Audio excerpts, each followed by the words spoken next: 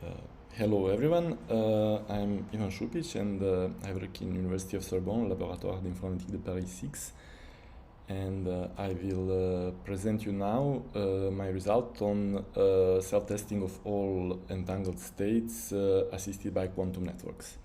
So this result is a joint effort with Joseph Bowles, Marc, Olivier, Renou, Antonio Acin and Matty Hoban, and it is now still only on archive with this identifier and under the name quantum network self-test all quantum states.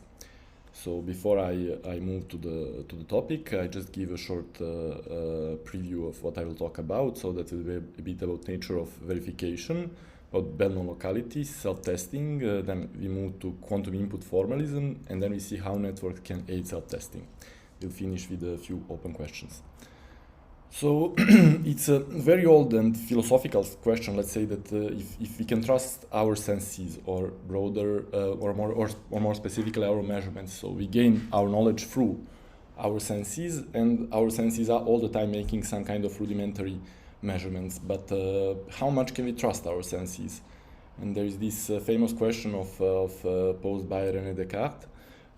What if some evil demon is controlling either our senses or the external reality? How can we be sure that our perception of the external reality is correct, or how can we know that something is true or not? So this is known as Cartesian methodological doubt, and it was a very important step on somehow development of modern philosophy and even birth of science through it. So we stop now with the philosophy, but we note that this Cartesian methodological doubt is very actual in quantum information theory. It easily finds there its analog. Because we have usually in some cryptographic or communication protocol, we have two agents, Alice and Bob, and they have systematic doubt that evil eavesdropper Eve might be intercepting their communication. And this doubt goes even so far that sometimes they do not want to trust devices they use, but they assume that Eve may be corroborated this.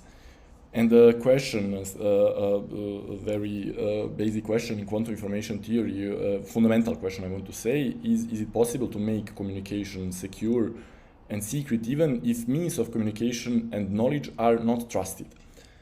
So, an interesting answer that we probably all know is that unlike classical physics, quantum physics can work trust-free. So the biggest reason for this is the no-cloning theorem that says that in quantum theory, in quantum physics, information exists as unique, and making a copy necessarily destroys the original. So non-cloning is related to principle of monogamy of quantum correlations, and importantly for us and for information protocols, quantum correlations have a classical footprint that is non-locality of measurement correlations. So in that sense, trusting only classical labels and abandoning any trust in quantum operations allow us to gain knowledge about quantum properties of the underlying system. So in the heart of this knowledge is actually Bell non-locality. So well-known Bell theorem that says that local hidden variables bound the strength of measurement correlations between distant non-communicating parties in all generalized probabilistic theories. So in the standard Bell scenario, where we have some two agents, Alice and Bob usually, which have some classical inputs, X for Alice, Y for Bob, and they have some classical outputs, A for Alice and B for Bob. So if correlations between different outputs for given inputs is governed by some hidden shared variable, local variable lambda, the causal structure of the experiment imposes the following decomposition, that P of AB given XY will follow this local decomposition, it's how it's called. And mathematically speaking, probability distribution allowing a local decomposition form a polytope.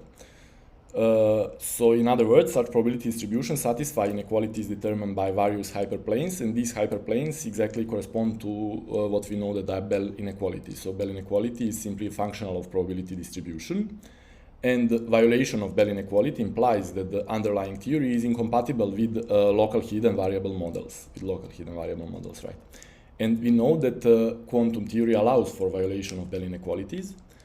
And not to go into details and to technicalities because we don't have much time, but necessary ingredients for Bell non-locality. We want to see what do we need in quantum theory to have a violation of Bell inequality. So one can see that so Alice and Bob would violate the Bell inequality if they get these outputs A and B for different inputs X and Y, if they are measuring some quantum states and their measurement inputs X and Y are determining which measurement choice they will make, and A and B are simply measurement outcomes.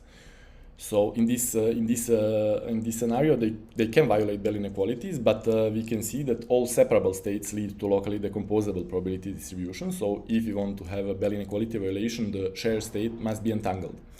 Also, like because Alice and Bob are making 2 or more different measurements determined by this classical output X, like we can also see, and it's old results, that all jointly measurable observables lead to locally decomposable probability distributions.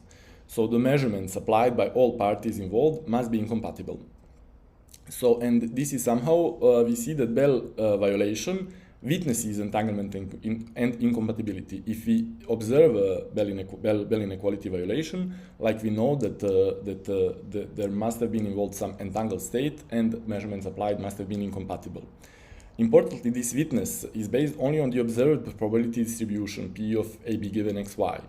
So there is no trust whatsoever in any of the devices used in the experiment. They are used as, they can be whatsoever considered as black boxes. And we still can have witness of important properties of our system. So this form of witnesses is known as device independent, and this device independent paradigm is very important for cryptography, for randomness generation, for computing also. So somehow it is the strongest form of verification, we can say in some sense. So now we move to self-testing. Self-testing can be simply defined as a reverse Born rule. So we know that Born rule provides a way to calculate correlation probabilities if we know the state and measurements. So if Alice and Bob share state rho, Alice has a set of measurements MA given X and Bob MB given Y. This probability to obtain outputs AB given XY will be given by the Born rule. Now, self-testing aims to find an inverse relation when possible. So self-testing starts from the set of correlations P of AB given XY and tries to find, is it possible to associate it to a single or a class of states and measurements. So theoretically speaking, self-testing is a map between the set of measurement correlations and quantum experiments. Now, this also has a practical importance beyond this theoretical definition. So we know that Bell inequality violation, as I said, it's simply device-independent witness of entanglement and incompatibility. Now the question is that maximal Bell inequality violation that can usually be obtained by a given set of correlation probabilities, can it be device-independent witness of a particular quantum state and measurement? For example, we know that entangled states violate CHSH inequality, but the question is if maximal Bell inequality can be obtained only with maximally entangled states. So in this sense, like if you see that maximal Bell inequality, the question if maximal Bell inequality violation is device-independent witness of particular quantum state and measurement, and if that is the case, then it indicates at quantum states and measurement certification protocol. So it's a necessary requirement for the device-independent certification of quantum states, because we start from these black boxes, we start from correlation probabilities P of AB given XY or some functional of them that is maximal, that would be maximal Bell inequality violation. If we want to see that if, then starting from that, we could actually associate it to a certain quantum experiment. So just to make some terminological introduction and the formulation of the self-testing problem. So experiment involving untrusted source and untrusted measurement devices that we might have in a lab or just think about, we call it physical experiment. That is the one that we know nothing about because it is simply described by black boxes. But we can say that it is some state psi prime and measurements are MA given X prime, MB given Y prime. Now, ideal experiment involving the specification of the source and measurements that we don't trust a priori, but we want to show that these physical experiments correspond to it, is called reference experiment. So aim of self-testing is to find the relation between physical and reference experiment. In some cases, it would say, okay, if a physical experiment reproduces some set of correlations, then it is to some degree equivalent to reference experiment. Or if physical experiment maximally violates some Bell inequality, then it is equivalent to reference experiment to some degree. Now we need to see what does mean this equivalent, or what self-testing can tell or cannot tell. Because the situation is not that simple when trying to exactly identify quantum states giving rise to a certain probability distribution, because there is a whole class of states and measurements, state and measurement transformations, which leave the probability distributions invariant. So for example, if we have a state psi and these measurements m a given x and b given y, if we do local change of basis of the measurements on both Alice and Bob and corresponding local change of basis of the state, like these two experiments that are related with local basis change will give rise to the same probability distributions. Also, we could have uncorrelated degrees of freedom to which measurements act trivially. So the state can have be in tensor product with something that's usually called junk state, and measurements of Alice and Bob act trivially on this junk state. Like having this experiment and the original one will give rise to the exactly same probability distribution. So we can never say from probability distribution if we have exactly like our reference experiment or some of those that are obtained by local change of basis or embedding in a larger Hilbert space. So these two transformations that are applied continuously one after another are encompassed by the notion of local isometries. So the aim of self-testing is to infer that based on some maximal Bell inequality relation or reproducing some correlation probabilities, there is a local isometry that maps physical state to the reference state. So this is what self-testing does. And then one thing that goes beyond this local isometry appears when we come to complex state and measurements. So you also know that simultaneous complex conjugation of states and measurement does not change the correlation probabilities, but this is not a physical operation, and thus it is not encompassed by a local isometry. So for example, if the reference state psi is complex and its complex conjugate is psi star, these states can give rise to the same correlations probabilities. The best we can hope from local isometry is to bring the physical state to the following coherently controlled superposition. So it maps psi prime to psi tensor sum junk 0 plus psi star tensor sum junk 1. So these junk 0 and junk 1 are subnormalized. Their sum of norms is 1, square of norms, and they are orthogonal. So this is somehow we can never escape from this if we deal with complex states in a standard self-testing scenario. So well-known CHSH inequality is indeed the simplest self-test, because the maximal violation of the CHSH inequality implies that Alice's and Bob's measurement anti-commute. One can show that, and this result was known since the end of 80s, beginning of 90s by few groups. So, and then when we know that Alice's and Bob's measurement anti-commute, an anti-commuting pair of observables defines a qubit subspace, and once this qubit subspace is extracted for both Alice and Bob measurement correlations, allowed to see that the state they share must be maximally entangled. So this is the digested version, and this is the simplest Bell test. There are many ways to prove this. And then, since we know, for example, how to self-test maximally entangled pair of qubits, we just ask our physical experiment to reproduce maximal violation of CHSH inequality. The question is, what can we do with other states? How far can we go? And well, since the self-testing was introduced by Myers and Yao 20 years ago, people worked on self-testing of many classes of states. So now we know how to self-test partially entangled pair of qubits, all qubit pure bipartite entangled states, all qubit graph states, all qubit GHZ states, all decay state. But then the question is if we can self-test all pure entangled states, or is it not possible? So when we look, people that know more, when we look at the solutions for each of these classes that I said that we have the results, they are clearly like the procedures and proofs are tailored for a specific state or group of states sharing some particular symmetry. For example, graph states have some clear structure that we can use. GHZ states and decay states have symmetry. So like we exploit these symmetries to find a proper self-tests. So it is very difficult in general to find method to self-test any possible entangled states, since multipartite entangled states have a very complicated structure. So the problem is here how to find correlations that are self-testing some state. So some ideas towards reaching a general solution for qubit states exist, and we are fighting to make them reasonable in terms of number of measurements, but qubit multipartite states, however, remain highly problematic. So multipartite states with local dimension that is higher than 2.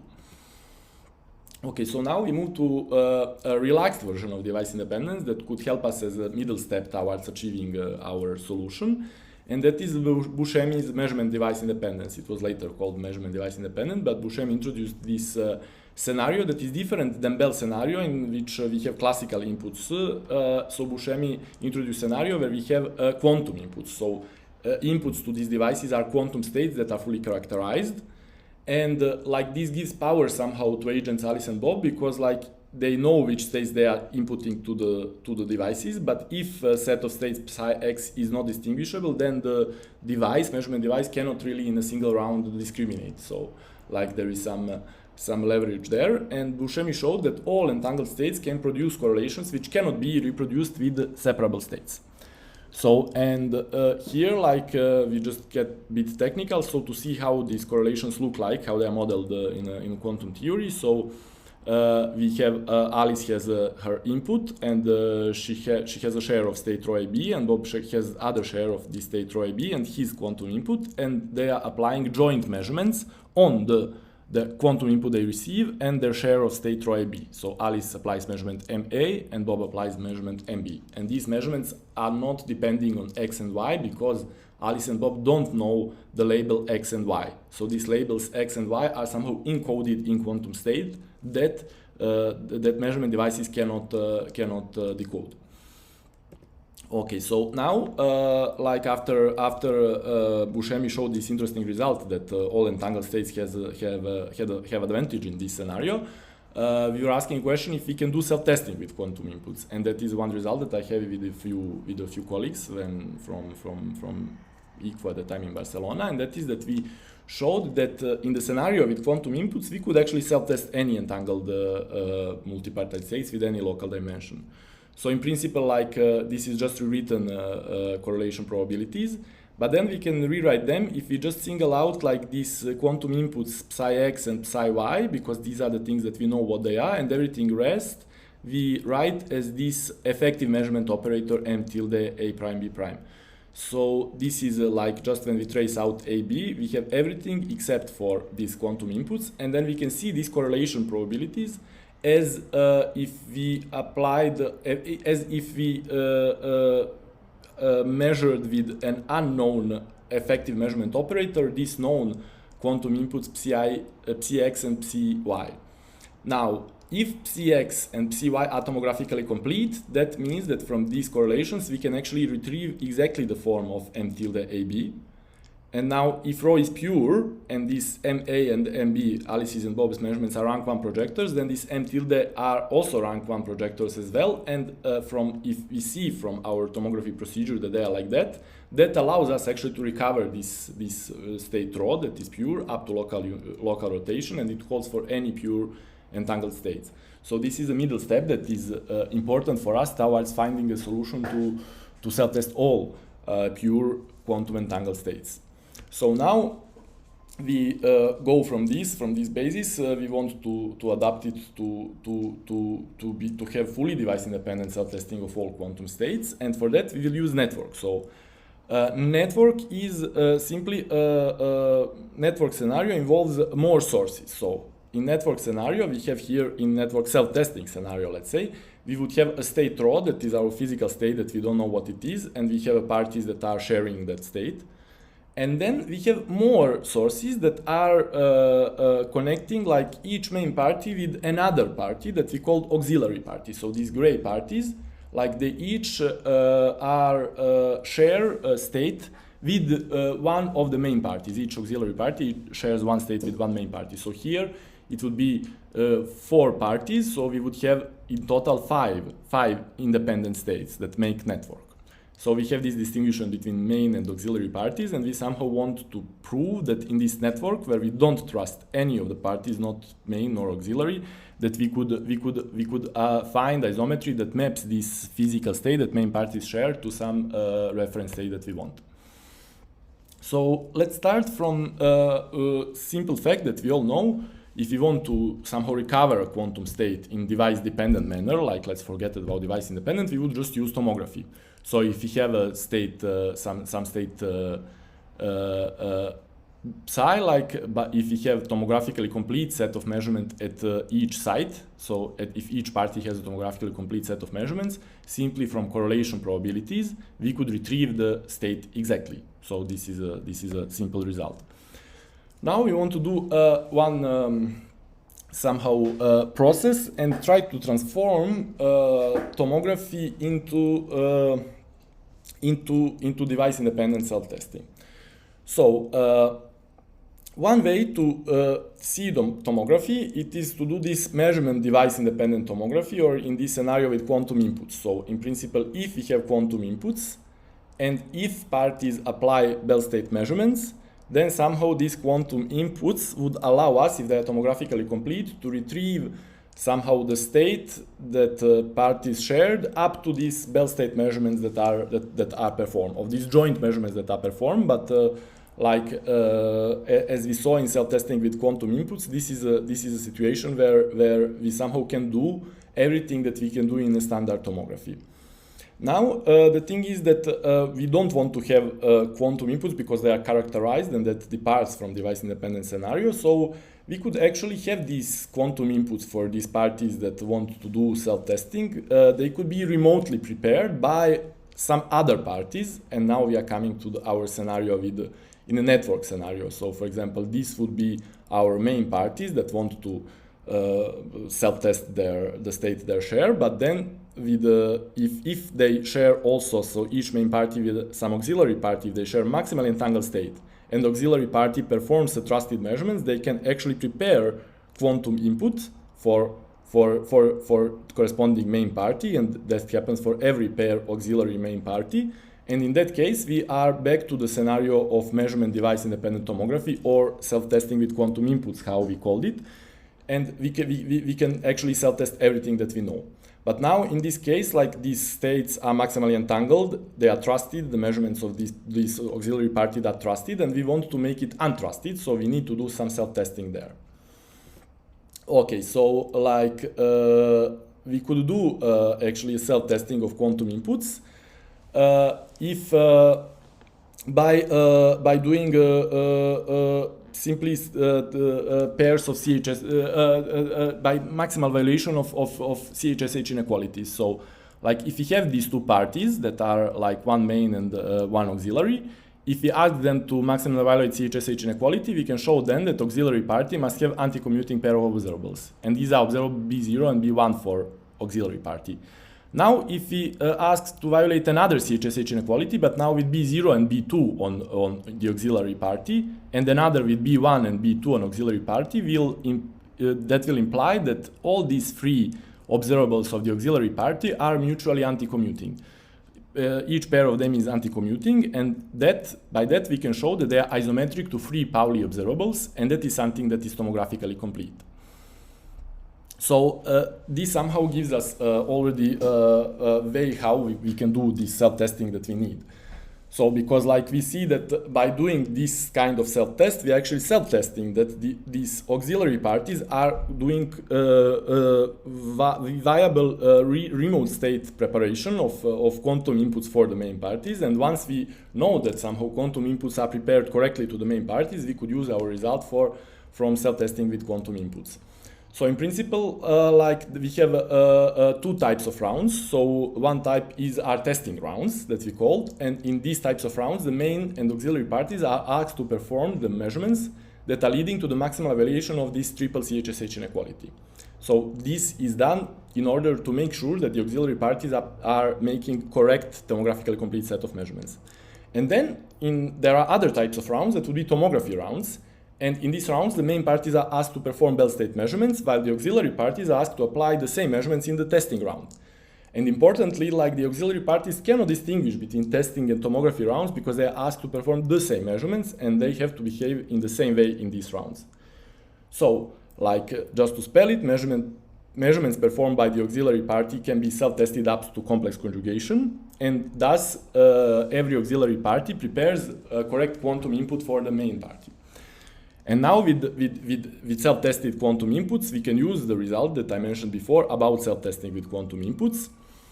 And there is one important caveat here that was the technical problem that we solved, is that, as we said, quantum inputs are self-tested up to complex conjugation. So we don't really know if we have y, or we have sigma y, or we have sigma y complex conjugated. So we don't reduce our problem to actually having tomography, but to having some partial tomography where our measurements are partially characterized. And we managed to solve this problem, so it is in the appendix of our result here of our paper. I will here not go into details because we don't have time. But then in this network scenario, so when we have our main parties, our auxiliary parties, and if we assume that all these sources that connect one main party with one auxiliary party and the source that produces the state that we want to self-test are independent, then we can show that there is isometry that maps this tensor product of states to either our reference state or complex conjugated. So this is somehow a bit different than what we had before, where we knew that we need to have this coherently controlled superposition.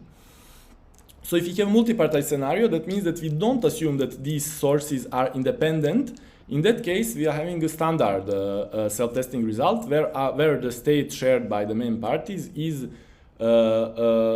local isometry leads it to a coherently controlled superposition of the reference state and its complex conjugate. And in this way, we solve the problem for all quantum pure entangled qubit states. And then if you want to go to beyond qubits, we use methods that are used in some previous results. So if the local dimension of the reference state is bigger than 2, we can always embed this state into Hilbert space of local dimension 2 to the m, where m is log 2 of d, which is the state of m qubits. And then we need to self-test this maximum entangled state of dimension 2 to the m, but for that we can use parallel self-testing, like a method for self-testing that is known and used and useful. So we can solve this problem also for the local dimensions bigger than 2.